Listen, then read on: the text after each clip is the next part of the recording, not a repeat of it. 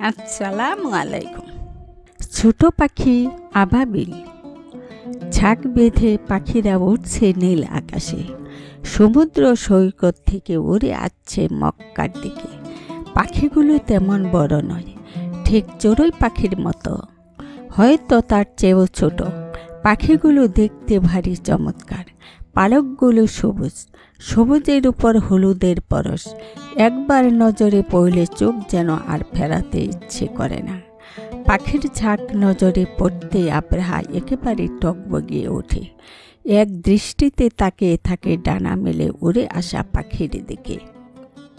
জীবনে কত পাখি দেখেছি, কিন্তু কই এমন সুন্দর পাখি তো দেখিনি। নয়ন জুড়ান গায়ে রং, পাখার ঝাপটা ফেলে তালে তালে সবাই উঠছে একই সারিতে।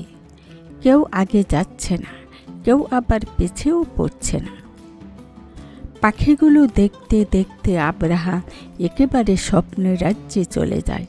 সে ভাবে পাখিগুলো কত স্বাধীন, কত মুক্ত। নীল আকাশের নিচে উড়ে বেড়ায় নিজেদের ইচ্ছা মতো। কোনো ভয় নেই, কোনো বাধা নেই।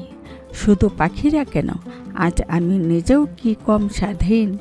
60,000 সৈন্যের বিরাট বাহিনী নিয়ে এগিয়ে চলেছি সামনের দিকে। এমন কেউ নেই যে আমার সামনে মাথা তুলে দাঁড়ায়, চলার পথে বাধার সৃষ্টি করে।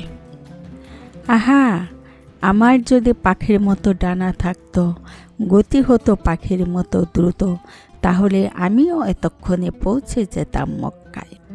কাবা ধ্বংস করে ফিরে আসতাম নিজের গির্জায়। খুশির চোটে আবরাহা নিজের হাতের গায়ে চাবুক মারে। হাতেই এগিয়ে চলে জোর কদমে, কিন্তু পাখির মতো অত দ্রুত গতি তার কোথায়।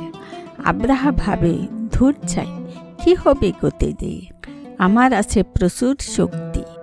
কত হাতি আমার বাহিনীতে, সব পাখি একত্র করলেও তো এক হাতের সমান হবে না। একজন সৈন্য তাড়িয়ে নিয়ে যেতে পারে সবগুলো পাখিকে। সুতরাং এত ভাবনা কিসের এত চিন্তা।